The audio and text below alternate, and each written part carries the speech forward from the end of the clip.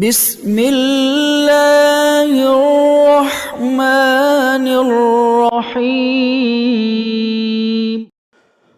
السلام علیکم ورحمۃ اللہ وبرکاتہ۔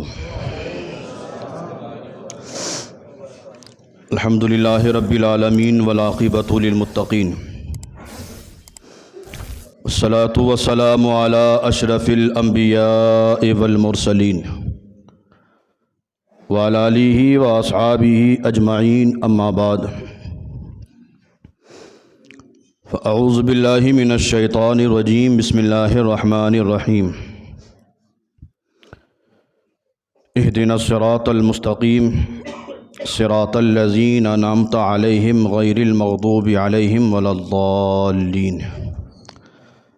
صدق اللہ المولانا العظیم وبلغنا رسولہ النبی الکریم، ونحن علی ذلک لمن الشاہدین والشاکرین والحامدین والحمد للہ رب العالمین۔ ان اللہ وملائکتہ یصلون علی النبی یا ایھا الذین آمنوا صلوا علیہ وسلموا تسلیما۔ اللہم صل علی سیدنا مولانا محمد معدن الجود والکرم وآلہ وصحبہ وبارک وسلم، صلاۃ وسلاما علیک یا رسول اللہ صلی اللہ تعالیٰ علیہ وسلم۔ آج ہم اور آپ نماز جمعہ ادا کرنے کے لیے اس مسجد میں حاضر آئے۔ رب قدیر ہماری حاضری کو قبول فرمائے، جمعہ کی برکتوں سے مالا مال فرمائے۔ ہم جو عبادت کر اللہ اپنے حبیب صلی اللہ تعالیٰ علیہ وسلم کے صدقے میں ہماری عبادتوں کو قبول فرمائے۔ جمعہ کے صدقے میں پروردگار عالم ہم تمام مسلمان کی جان، مال، عزت، آبرو، دکان مکان کی حفاظت فرمائے۔ شریعت مطہرہ پر صحیح معنوں میں چلنے کے اللہ ہم سب کو توفیق عطا فرمائے۔ مرتے دم تک اللہ تعالی ہم تمام مسلمان کو مسلک اعلیٰ حضرت پر استقامت عطا فرمائے۔ آج کا دن 20 تاریخ، شہنشاہ گجرات، والی گجرات حضرت سیدنا سراج الدین المعروف شاہ عالم علیہ رحمت و رضوان کے عرس کا خاص دن ہے۔ یہی 20 تاریخ کو آپ نے اس دنیا سے وصال فرمایا تھا، اور میں نے پچھلے جمعہ آپ حضرات کے سامنے بتایا تھا کہ جس دن کسی اللہ کے نیک ولی کا وصال ہوتا ہے تو وہ دن خوشی کا دن ہوتا ہے، عرس کا دن ہوتا ہے۔ ان پر اللہ تعالیٰ رحمت و انوار کی خوب بارش نازل فرماتا ہے، اور جب رحمت و انوار کی بارش ہوتی ہے اور ہم گنہگار سیاکار ان کے قریب جاتے ہیں تو اس کے چھینٹے ہمارے اوپر بھی برسائے جاتے ہیں۔ کرم کے ساتھ بالائے کرم یہ بھی ہوتا ہے، رحمت کی بارش بھی ہمارے اوپر ہوتی ہے، اور ساتھ ہی ساتھ ہم ان کے وسیلے سے جو دعا مانگتے ہیں اللہ ان کے وسیلے سے ہماری دعا کو بھی قبول فرماتا ہے۔ تو آج خاص ان کے عرس کا دن ہے، حضرت شاہ عالم کا خاص عرس کا دن ہے۔ آج بھی میرا ارادہ یہی ہے کہ پچھلے جمعہ جو بچ گیا تھا وہ انشاءاللہ میں آگے سنانے کی کوشش کروں۔ وہ اس لیے کہ ہم اپنی قسمت پر جتنا ناز کریں اتنا کم ہے کہ اللہ تعالیٰ نے ہمیں اس سرزمین پر رکھا ہے جس سرزمین پر شاہ عالم آرام کر رہے ہیں، اس جگہ ہمیں رکھا ہے جہاں قطب عالم آرام کر رہے ہیں۔ اتنے ولی بڑے بڑے اولیاء کرام کے یہاں ہونے کے باوجود ہم ان کے یہاں سرزمین پر رہ رہے ہیں، لیکن ہمیں ان کی سیرت کے بارے میں معلوم نہیں، ہم انہیں کما حقہ پہچان نہیں پا رہے ہیں۔ ہم نے نہ کبھی ان کو پڑھا، نہ کبھی ہم نے ان کو سنا، نہ ان کے اوصاف، نہ ان کے فضائل، نہ ان کی کرامتیں، نہ ان کی زندگی کے حالات کو ہم نے کبھی نہ پڑھا ہے نہ سنا ہے۔ میں کوشش کروں گا آج مختصر وقت میں ان کی حالات زندگی سے کچھ باتیں آپ حضرات کے سامنے رکھوں، اور پھر کل آنے والا دن، آج تو عرس ہو گیا، کل کا جو آنے والا دن ہے وہ بھی ہمارے یہاں ایک غلط رسم جو رواج پا گئی ہے، 14 جنوری، اور اس میں جو لوگ خرافات میں مبتلا ہوتے ہیں، وقت ملا تو اس پر بھی بولوں گا۔ اور اس کے بعد آنے والا دن اتوار والا دن 22 جمادی الاخر، یار غار مصطفیٰ حضرت ابوبکر صدیق کے وصال کا دن ہے۔ انشاءاللہ اگر وقت ملا تو ان کی سیرت کے بھی کچھ پہلو میں آپ حضرات کے سامنے رکھوں گا۔ یاد رکھنا، دنیا میں پوری کائنات میں سرکار جیسا کوئی پیر نہیں، پوری کائنات میں سرکار جیسا کوئی پیر نہیں اور ابو بکر جیسا کوئی مرید بھی نہیں. پیر بھی اعلیٰ، مرید بھی اعلیٰ. وقت ملا میں انشاءاللہ ایک ہی حدیث سناؤں گا وہ آخر میں، لیکن وہی ایک حدیث آپ کے ایمان کو تازہ کر دے گی. آؤ قرآن کی جس آیت کا میں نے پڑھنے کا شرف حاصل کیا ہے، یہ وہ آیت ہے جس کو بڑا آدمی ہو، چھوٹا ہو، بچہ ہو، کوئی بھی ہو، ہر انسان دن میں کئی مرتبہ پڑھتا ہے. جب بھی ہم نماز پڑھتے ہیں سورہ فاتحہ پڑھتے ہیں، اور سورہ فاتحہ میں ہم دعا کرتے ہیں. آج ہمیں دعا سے روکا جا رہا ہے. دعا کر رہے ہو؟ ہر نماز میں ہم دعا کر رہے ہیں. کیا دعا کرتے ہیں؟ اہدنا الصراط المستقیم. غور سے سنیے گا. جب بھی ہم سورہ فاتحہ پڑھتے ہیں، سورہ فاتحہ میں رب فرماتا ہے اہدنا الصراط المستقیم.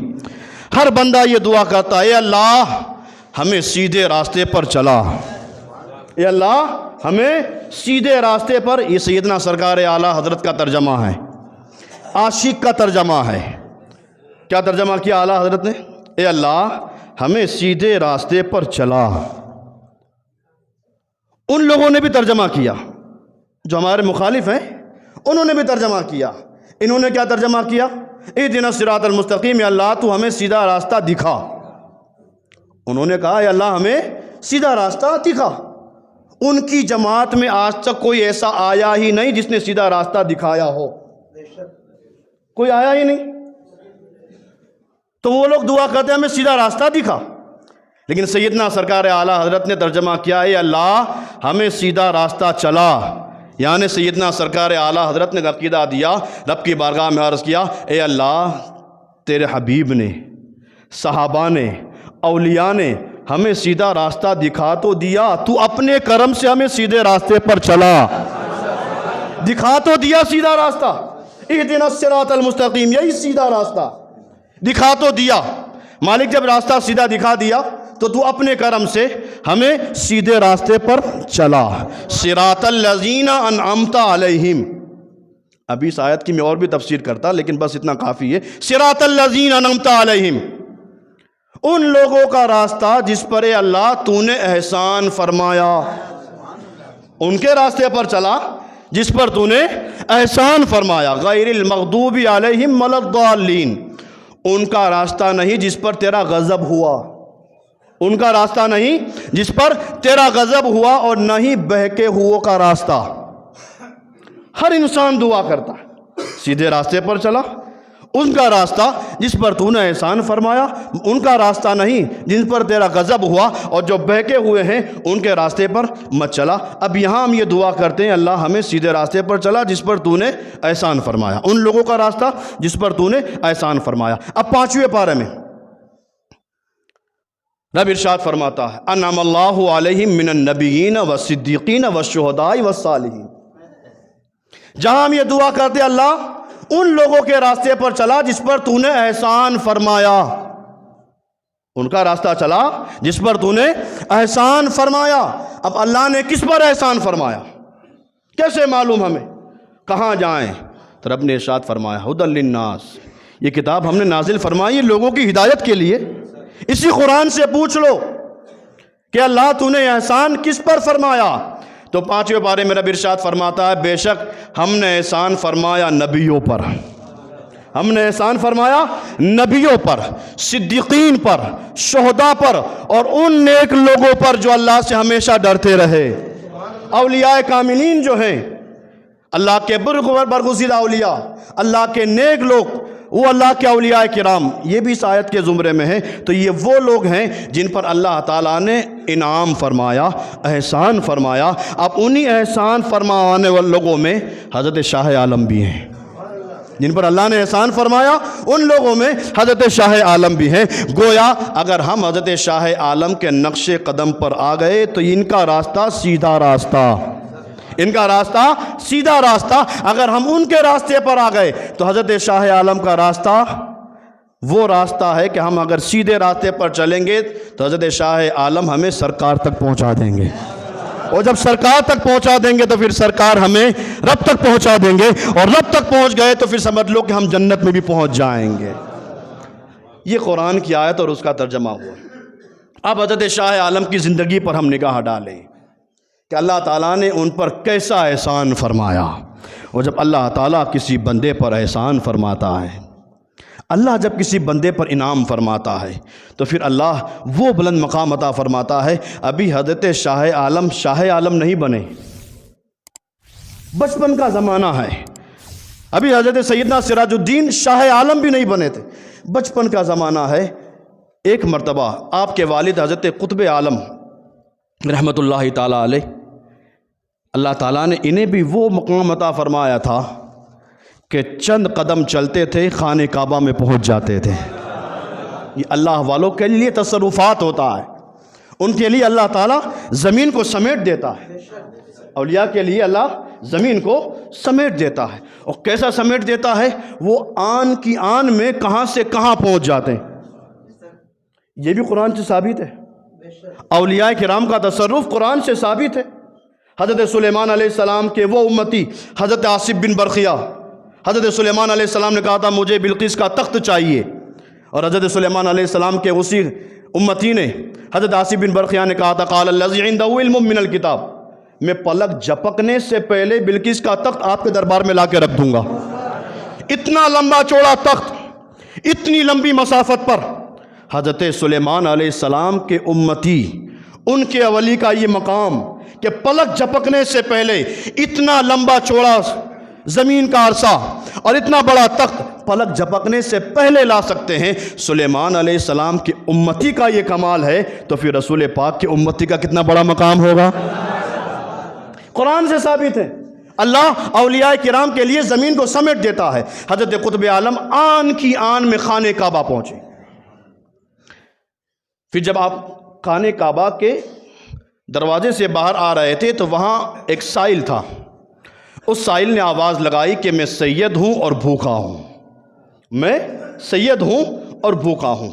حضرت قطب عالم نے ارشاد فرمایا یہیں بیٹھیے، کھانا ابھی پہنچا رہا ہوں، یہیں بیٹھیے، کھانا ابھی پہنچا رہا ہوں۔ وہ سید صاحب اسی جگہ بیٹھ جاتے ہیں، کہاں؟ خانہ کعبہ کے دروازے پر، اور آپ اپنے تصرف سے وہاں سے چلتے ہیں، قدم اٹھاتے ہیں، دوسرا قدم رکھتے ہیں تو اپنے گھر پاک پٹن میں،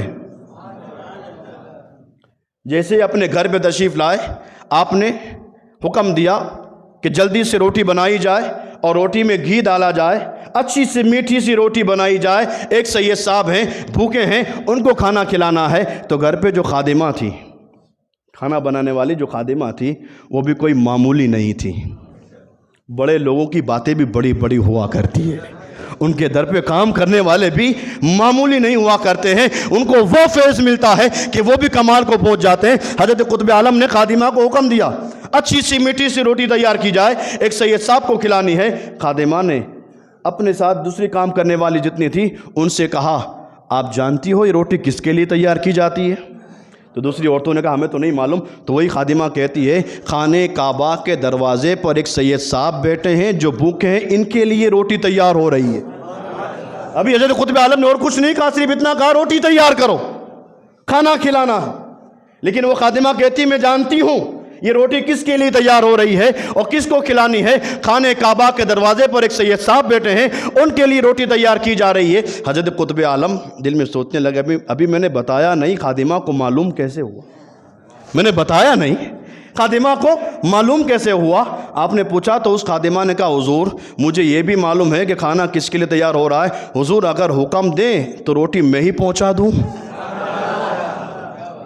حضور اگر حکم دیں تو روٹی میں ہی پہنچا دوں۔ اللہ اکبر، بڑے لوگوں کی باتیں بڑی ہوا کرتی، ان کے دامن سے لگو، کب کرم ہو جائے گا جب ان کی نگاہ پڑ جائے گی۔ ایک نہ ایک دن تو قسمت ہماری بھی اوج ثریا پر پہنچ جائے گی، ایک نہ ایک دن ہم بھی کامیاب ہو جائیں گے۔ خادمہ نے کہا حضور اگر اجازت ہو تو روٹی بھی میں ہی پہنچا دوں۔ کہاں؟ خانہ کعبہ کے دروازے پر، اور گھر ہے پاک پٹن میں گھر کے اندر بیٹھی ہے، اور وہ خادمہ کہتی حضور اگر اجازت ہو تو میں ہی پہنچا دوں۔ حضرت قطب عالم تھے، کہا ہاں روٹی پہنچا دینا، اور جب روٹی پہنچا کر وہ سید صاحب کھانا کھا لے تو پھر آ کر مجھ سے ملاقات کرنا۔ اب خادمہ نے دوسرے کام کرنے والوں کو حکم دیا کہ فٹافٹ روٹی بناؤ۔ روٹی جلدی سے تیار کی گئی، گھی ڈالا گیا، شکر ڈالی گئی۔ وہیں سے خادمہ نے ہاتھ بڑھایا، اپنے گھر ہی سے پٹن سے ہاتھ بڑھایا اور خانہ کعبہ کے دروازے پر بیٹھے ہوئے سید صاحب سے کہا حضور لیجئے روٹی تیار ہے۔ سید صاحب نے وہاں روٹی لی، روٹی کھائی، روٹی میں اتنا مزہ تھا، ابھی وہ روٹی مکمل نہ ہو پائی تھی کہ خادمہ نے دوسری روٹی بھی پہنچائی، دوسری روٹی کھا لی، تیسری روٹی پہنچائی، یہاں تک کہ خادمہ نے گھر بیٹھے بیٹھے خانہ کعبہ کے دروازے پر جو سید صاحب بیٹھے تھے 1 2 نہیں 5 روٹیاں پہنچائی، یہاں سے ہاتھ بڑھا کر 5 روٹیاں پہنچائی۔ 5 روٹی جب سید صاحب کھا چکے تو 5ویں روٹی کھانے کے بعد سید صاحب نے کہا شکریہ، اب میرا پیٹ بھر چکا ہے، اب مجھے اور روٹی نہیں چاہیے۔ جب وہ خادمہ سید صاحب کو کھانا کھلا چکی، اب خادمہ دل میں سوچتی ہے کہ حضرت قطب عالم نے کہا تھا کہ جب وہ مہمان کھانا کھا چکے تو مجھ سے ملاقات کر لینا۔ اب وہ خادمہ حضرت قطب عالم کے پاس آئی اور آ کر کہا حضور کھانا کھلا کر آ گئی ہوں۔ اس سید صاحب کو کھانا کھلا دیا ہے۔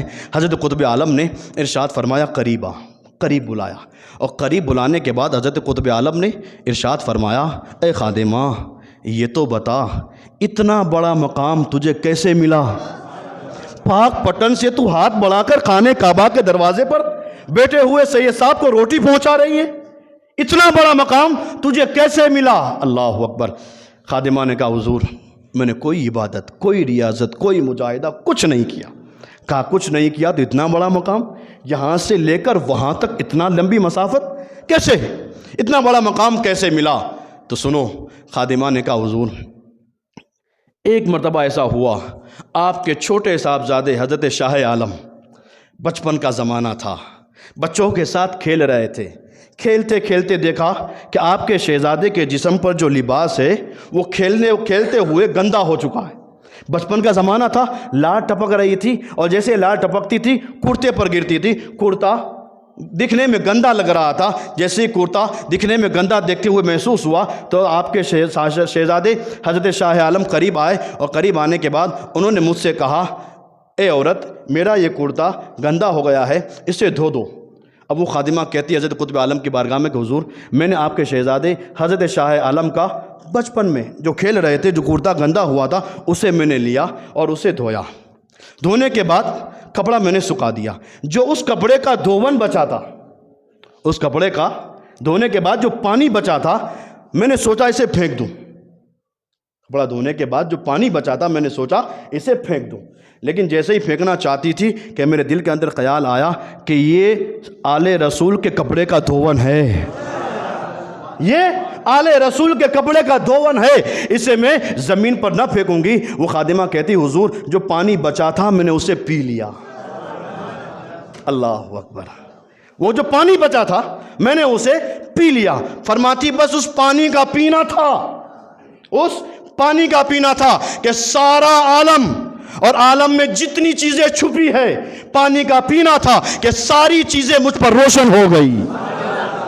یہ پانی بچا تھا، جو کپڑے کا جو دھون بچا تھا وہ پانی میں نے پیا تو عالم اور عالم میں جتنی چیزیں تھیں ساری چیزیں مجھ پر روشن ہو گئی۔ تب سے میں زمین کے اندر بھی دیکھتی ہوں، تب سے زمین کے اندر بھی دیکھتی ہوں، زمین کے اوپر بھی دیکھتی ہوں۔ حضرت قطب عالم نے سنا، سننے کے بعد نگاہ ڈالی، فرمایا جب تو اتنا مقام رکھتی ہے میں نگاہ ڈالتا ہوں اللہ تجھے اور بڑا مقام عطا فرمائے گا۔ یہ کب کی بات ہے؟ جب حضرت شاہ عالم نہیں بنے تھے، بچپن کے زمانے میں، جب بچپن اتنا کامیاب تھا، حضرت شاہ عالم کا بچپن اتنا کامیاب تھا تو جوانی کتنی کامیاب رہی ہوگی۔ جب شاہ عالم نہ بنے تھے تب اتنا بڑا مقام تھا، پھر جب اللہ تعالیٰ نے انہیں شاہ عالم بنایا، اور شاہ عالم بھی، اللہ اکبر، ہم اور آپ کسی کو بڑا بناتے ہیں، اس کی چاپلوسی کرنی پڑتی ہے، اسے پن لگانی پڑتی ہے، ہاں تو ہی بڑا ہے، لیکن وہ شاہ عالم کو شاہ عالم لوگوں نے نہیں بنایا تھا، مدینے والے مصطفیٰ نے شاہ عالم بنایا تھا۔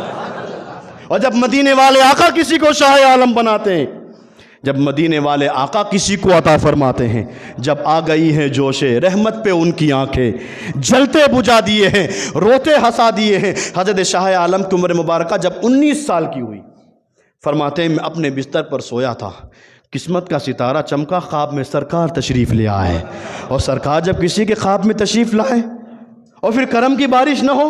ایسا ہو نہیں سکتا۔ حضرت شاہ عالم فرماتے میں سو رہا تھا، قسمت کا ستارہ چمکا، خواب میں سرکار تشریف لے آئے اور سرکار نے خواب میں آ کر ارشاد فرمایا، بیٹا آج سے ہم نے تمہیں شاہ عالم بنا دیا ہے، آج سے ہم نے تمہیں شاہ عالم بنا دیا ہے، جاؤ لوگوں کے سامنے اس کا اظہار کر دو۔ حضرت شاہ عالم فرماتے ہیں سرکار نے جب خواب میں یہ بشارت سنائی آنکھ کھلی، لیکن فرماتے ہیں کہ میں نے اس بات کا اظہار نہ کیا۔ اتنا بڑا لفظ، اتنے بڑے القاب میں اپنے لیے بولوں، مجھے یہ گوارا نہ ہوا۔ فرماتے ہیں میں نے اظہار نہ کیا۔ چند دن گزرے، پھر سویا، پھر سرکار خواب میں تشریف لائے، پھر سرکار نے ارشاد فرمایا، بیٹا تم شاہ عالم ہو، اظہار کرو، تم شاہ عالم ہو، اظہار کرو۔ فرماتے دوسری مرتبہ بھی آنکھ کھولی، میں نے اظہار نہ کیا۔ شرم ایسی تھی، شرم ایسی معنی تھی کہ اپنے لیے ایسا لفظ میں اظہار کروں۔ فرماتے میں نے اظہار نہ کیا۔ تیسری مرتبہ فرماتے ہیں تیسری مرتبہ اولیاء کرام بھی آئے خواب میں، سرکار بھی آئے اور خاتون جنت فاطمہ الزہرا بھی آئے۔ اماں خود آ گئی، ماں خاتون جنت فاطمہ الزہرا بھی آئی اور آ کر کہا بیٹا تم ہی شاہ عالم ہو، اظہار کر دو۔ لیکن عرض کرتے ہیں خواب ہی میں حضرت شاہ عالم نے سرکار کی بارگاہ میں عرض کیا، حضور اتنا بڑا منصب ملا ہے، کیا اظہار مجھے کرنا پڑے گا؟ اتنا بڑا مقام ملا ہے، کیا اظہار مجھے ہی کرنا پڑے گا؟ اللہ اکبر۔ تو سرکار نے ارشاد فرمایا، جاؤ اپنے والد کے پاس چلے جاؤ، قطب عالم کے پاس، وہ تمہیں شیخ بارک اللہ چشتی کے پاس پہنچائیں گے اور وہیں سے تمہارے سلسلے کا اور تمہارے اس منصب کا اعلان کر دیا جائے گا۔ حضرت شاہ عالم فرماتے میں اٹھا، پھر میں اپنے والد کے پاس پہنچا۔ شاہ عالم فرماتے جیسے میں اپنے والد کے پاس پہنچا تو والد پہلے ہی سے تیار تھے، کھڑے ہو گئے اور ارشاد فرمایا، آؤ بیٹا تمہیں شیخ بارک اللہ کے پاس پہنچانا ہے، آؤ بیٹا تمہیں شیخ بارک اللہ کے پاس پہنچانا ہے۔ وہاں سے ان کو شیخ بارک اللہ چشتی کے پاس پہنچائے گا۔ شیخ بارک اللہ چشتی اپنے کام میں مشغول تھے۔ حضرت شاہ عالم پھولوں کی کٹوری لے کر جیسے ہی وہاں پہنچے تو حضرت شیخ بارک اللہ چشتی نے ارشاد فرمایا، یہ پھولوں کی کٹوری نہیں، تمہارے سر پہ تو شاہ عالم کا تاج رکھا ہوا ہے، پھولوں کی کٹوری نہیں، تمہارے سر پر شاہ عالم کا تاج رکھا ہوا ہے۔ پھر آپ نے ایک ہنڈیاں اٹھائی اور اپنے خادموں کو ہنڈیاں دی اور شیخ بارک اللہ چشتی نے ارشاد فرمایا، اے میرے خادموں شاہ عالم کے ساتھ جاؤ، یہ ہانڈی لے کر شاہ عالم کے ساتھ جاؤ، جہاں یہ ہانڈی رک جائے اور وہاں کے ہر انسان، ساری چیزیں، ہر جگہ سے جب شاہ عالم شاہ عالم شاہ عالم کی آواز آتی رہے، یہ ہانڈی شاہ عالم کے حوالے کر دینا۔ اب سارے خادم ہانڈی اٹھاتے ہیں، شاہ عالم آگے آگے بڑھتے ہیں، 3 دروازے پر پہنچے۔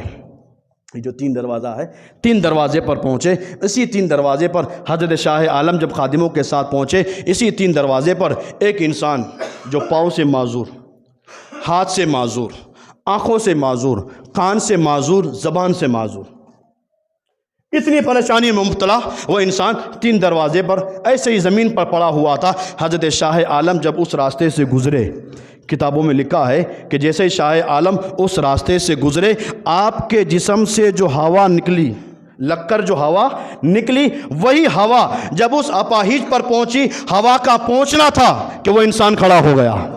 جو پاؤں سے معذور، ہاتھ سے معذور، کان آنکھ سب سے معذور، اتنا بڑا معذور انسان، جیسے ہی شاہ عالم کے جسم سے ہوا لگ کر اس تک پہنچی، وہ ہوا کا محسوس ہونا تھا، وہ انسان کھڑا ہو جاتا ہے اور کھڑا ہونے کے بعد سب سے پہلے کہتا ہے شاہ عالم۔ اس نے بھی شاہ عالم کہا، جتنے لوگ تھے سارے لوگوں نے مل کر کہا یہی شاہ عالم ہے، یہی شاہ عالم ہے۔ پھر وہ ہانڈی شاہ عالم کو دے دی گئی، خادم واپس چلے گئے۔ حضرت شاہ عالم وہ ہانڈی لے کر حضرت قطب عالم کے پاس پہنچے۔ جیسے قطب عالم کے پاس پہنچے تو قطب عالم نے کہا، بیٹا شاہ عالم قریب آ جاؤ۔ پھر یہ شاہ عالم بنے، اور پھر جب شاہ عالم بنے تو پھر اللہ نے انہیں وہ مقام عطا فرمایا۔ شیخ مالوی گزرے ہیں، ان کے پاس ایک عورت تھی جو کپڑا دھویا کرتی تھی، لیکن اس کی قسمت میں معاملہ ایسا تھا کہ لڑکیاں پیدا ہوتی تھی۔ اب وہ دھوبن جب لڑکیاں پیدا ہوتی رہی، پھر حاملہ ہوئی تو اس کے شوہر نے اس سے کہا کہ اب کی مرتبہ تو حاملہ ہوئی ہے، اب اگر لڑکی پیدا ہوئی تو میں تجھے طلاق دے دوں گا، اب لڑکی نہیں، اب تو لڑکا چاہیے۔ تو اس دوبن نے کہا کہ لڑکی یا لڑکا میرے ہاتھ میں نہیں ہے، اللہ کے دستے قدرت میں ہے۔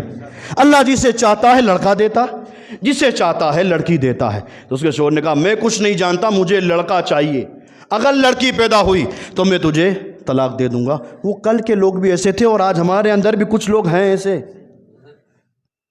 لڑکی پیدا ہوتی ہے تو منہ پھول جاتا ہے، اور لڑکا جب پیدا ہوتا ہے تو مٹھائیاں تقسیم کی جاتی ہے۔ لڑکی کی پیدائش پر اتنی خوشیاں بہت کم ہی لوگ ہیں جو مناتے ہیں، باقی تو لوگوں کا منہ پھول جاتا ہے۔ یاد رکھو یہ وہ لڑکیاں ہیں، اگر تم نے ان کی اچھی سے تربیت کی تو سرکار فرماتے ہیں اپنی بیٹی کی اچھی تربیت کرنے والا میرے ساتھ جنت میں جائے گا۔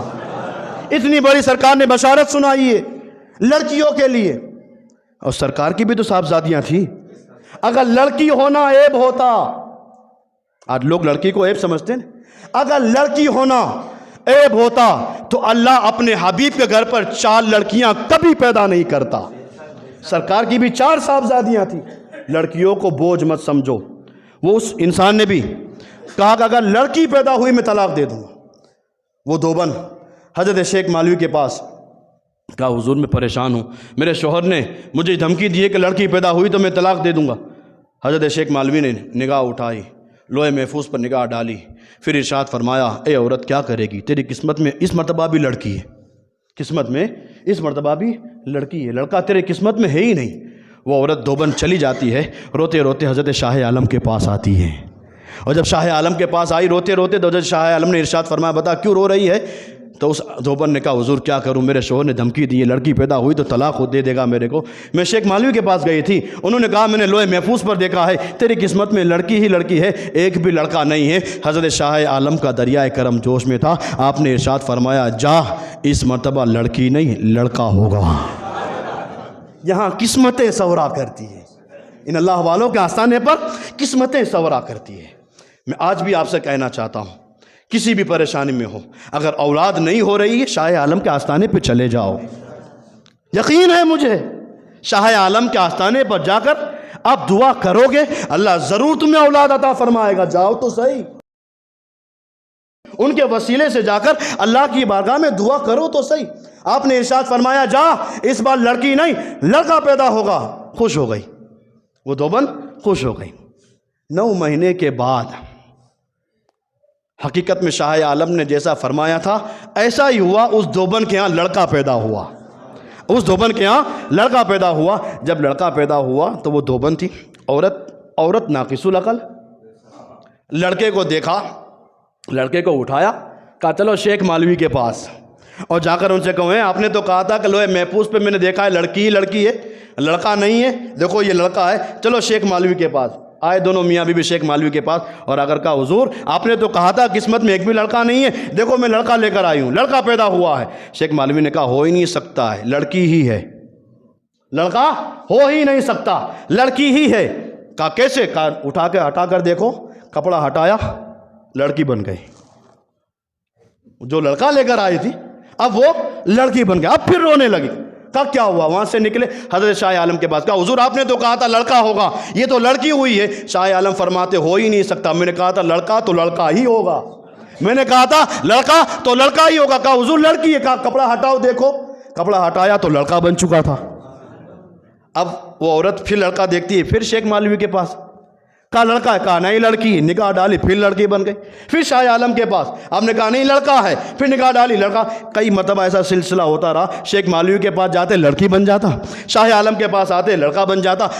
جب آخری مرتبہ حضرت شیخ مالوی نے وہاں پہنچے اور آپ نے کہا لڑکی ہے، اب وہ لڑکی لے کر دیوبند حضرت شاہ عالم کے پاس آئی، کہا حضور لڑکی ہے، شاہ عالم فرماتے لڑکا ہے، لڑکی نہیں لڑکا ہے۔ نگاہ ڈالی، کپڑا ہٹایا، حقیقت میں وہ لڑکا بن چکا۔ تو اب اس عورت نے کہا حضور یہ آپ دونوں کی راز و نیاز کی کیا باتیں مجھے نہیں معلوم، آپ دونوں کی راز و نیاز کی کیا باتیں ہیں مجھے نہیں معلوم، حضور کرم فرمائیے اتنا تو کر دیجئے کہ اب یہ میرا لڑکا پرماننٹ لڑکا رہے، ایسا کر دیجئے کہ اب یہ پرماننٹ لڑکا رہ جائے، وہاں جاتی ہوں تو لڑکی، یہاں آتی ہوں تو لڑکا بن جاتا ہے، حضور ایسی نگاہ ڈال دیجئے کہ اب یہ لڑکا ہی رہے۔ تو حضرت شاہ عالم نے ارشاد فرمایا پرماننٹ لڑکا چاہتی ہے تو اب شیخ مالوی کے پاس مت جانا، اب شیخ مالوی کے پاس مت جانا، وہ بھی اللہ کے ولی ہیں، اللہ نے مجھے بھی بڑا مقام عطا فرمایا ہے، وہ لڑکی کہتے ہیں لڑکی ہو جاتی ہے، میں لڑکا کہتا ہوں لڑکا ہو جاتا ہے، یہ اللہ والوں کی شان،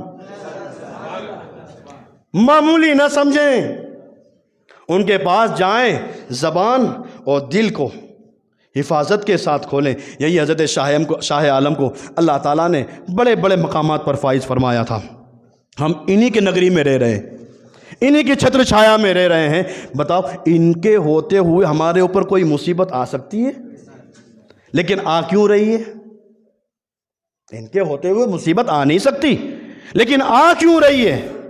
اس لیے کہ ہم ان کے راستے سے ہٹے ہوئے ہیں، ان کے راستے سے ہٹے ہوئے ہیں۔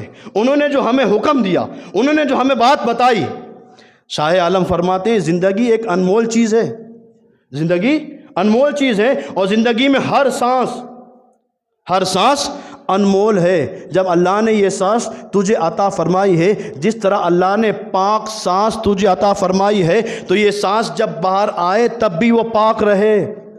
بہت بڑی بات ہے یہ۔ شاہ عالم فرماتے ہیں اللہ نے جو سانس عطا فرمائی ہے وہ پاک سانس ہے، طیب سانس ہے۔ جب پاک سانس اللہ نے تجھے عطا فرمائی ہے، جب یہ سانس اندر جائیں تب پاک رہتی ہے، جب یہی سانس باہر آئے تب بھی وہ پاک رہنی چاہیے۔ کیا مطلب؟ کہ پھر یہ سانس جب اندر آئے، اللہ زندگی دے تو پھر اس زندگی میں گناہ نہیں ہونا چاہیے۔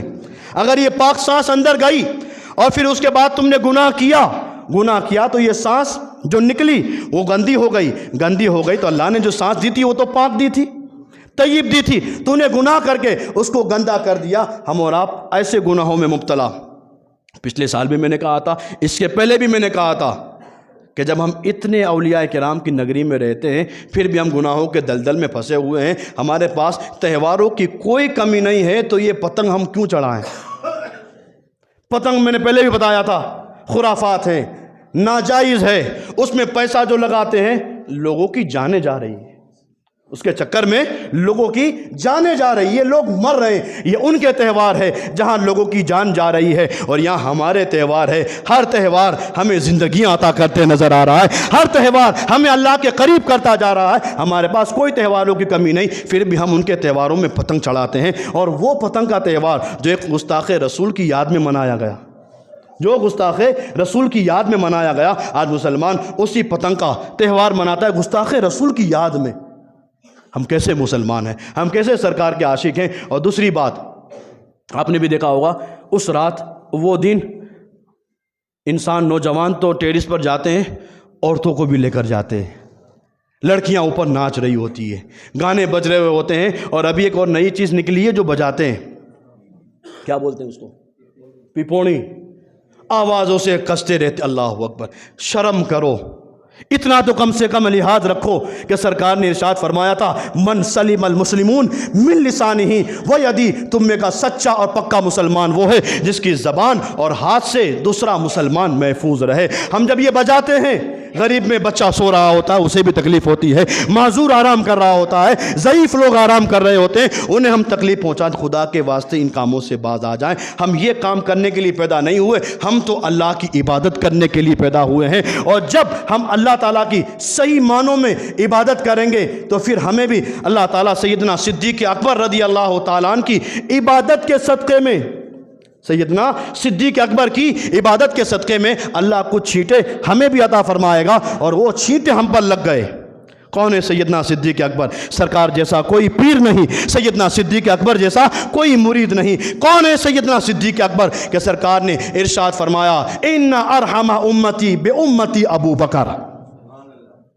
یہ عربی عبارت میں نے سنائی ہے، مجھ پہ بھروسہ کرو، ترجمہ بھی سناؤں گا۔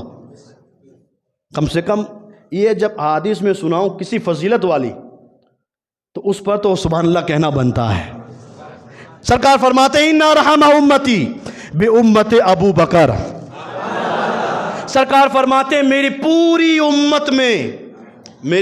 پوری امت میں سب سے زیادہ رحم دل ابو بکر ہیں۔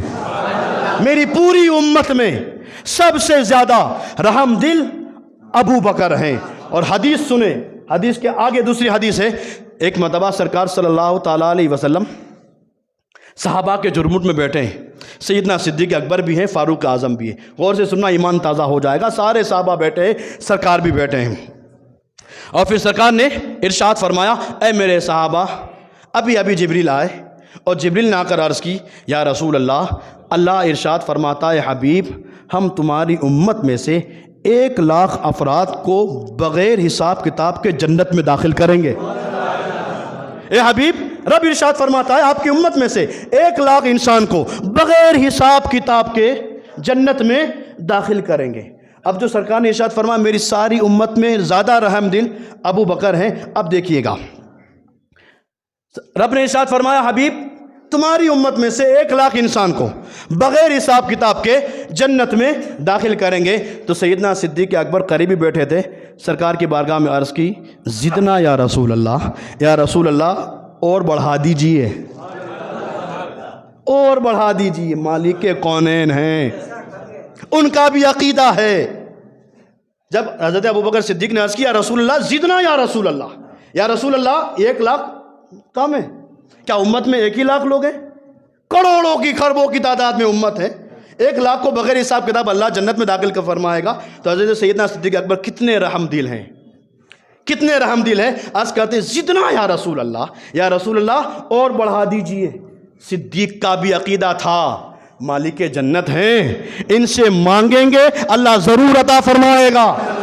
اب صدیق کا عقیدہ زدنا یا رسول اللہ، یا رسول اللہ اور بڑھا دیجئے۔ تو سرکار نے یہ نہیں کہا ابو بکر رکو جبریل آئیں گے میں بات کروں گا، اللہ کیا حکم دیتا ہے پھر بتاؤں گا، نہیں۔ جیسے سیدنا صدیق اکبر نے عرض کی یا رسول اللہ بڑھا دیجئے، حدیث کے الفاظ ہیں سرکار نے اپنے ہاتھ چلو کے مانند بنائے، ہاں قضا اشارہ علیہ، چلو کے مانند سرکار نے اپنے ہاتھ بنائے، اور ہاتھ بنانے کے بعد سرکار نے چلو کو اس طرح اشارہ کیا، اور اس طرح اشارہ کرنے کے بعد سرکار نے ارشاد فرمایا ابو بکر تمہارے کہنے سے اتنے اور بڑھا دیے، اتنے اور بڑھا دیے۔ تو سیدنا صدیق اکبر نے عرض کی زدنا یا رسول اللہ، یا رسول اللہ اور بڑھا دیجئے۔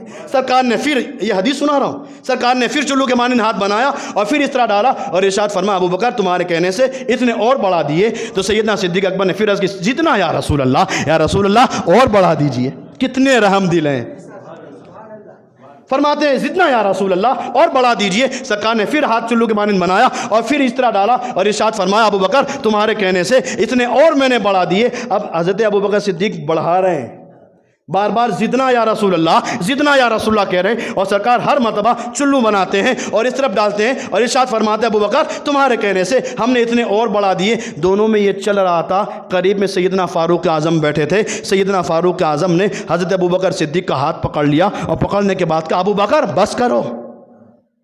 سیدنا فاروق اعظم نے کہا ابو بکر بس کرو، بار بار تم زدنا یا رسول اللہ، زدنا یا رسول اللہ کہہ رہے ہو، ابو بکر بس کرو۔ اللہ اکبر۔ سیدنا صدیق اکبر نے ارشاد فرمایا اے عمر میرے زدنا یا رسول اللہ سے امت اگر جنت میں جا رہی ہے تو تمہارا کیا نقصان ہو رہا ہے؟ میرے زدنا یا رسول اللہ کہنے سے امت جنت میں جا رہی ہے تو تمہارا کیا نقصان ہو رہا ہے، کیوں مجھے روک رہے ہو؟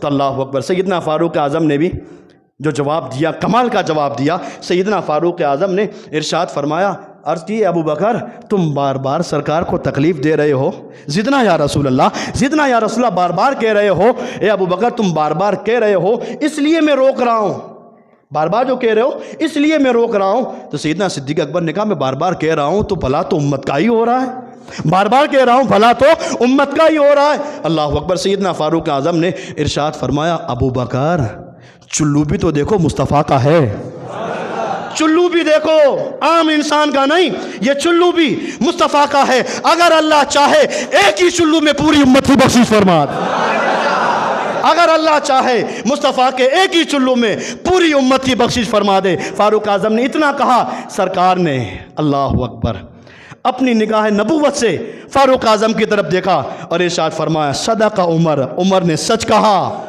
عمر نے سچ کہا، اگر اللہ چاہے تو ایک ہی چلو میں پوری امت کی بخشش ہو جائے۔ یہ سیدنا صدیق اکبر ہیں جو امت کے لیے اتنے رحم دل۔ 22 تاریخ کو ان کے وصال کا دن ہے، آج حضرت شاہ عالم کے وصال کا دن، اتوار کے دن سیدنا صدیق اکبر کے وصال کا دن۔ ہم کچھ نہیں کر سکتے، کم سے کم ان کے نام کی فاتحہ اپنے گھر پہ ضرور دلائیں، اس لیے کہ نیکوں کا نام بھی برکت لاتا ہے، نیکوں کا نام بھی برکت لاتا ہے۔ ہم پریشان ہیں، کیسی بھی پریشانی میں مبتلا ہے، ان کے نام سے ہم اپنے گھر پہ فاتحہ دلائیں گے، اللہ ضرور کرم فرمائے گا اور ان کے نام کے وسیلے سے اللہ ہماری پریشانیوں کو بھی ختم فرمائے گا۔ اللہ تعالی ہماری حاضری کو قبول فرمائے۔ وآخر دعوانا ان الحمدللہ رب العالمین۔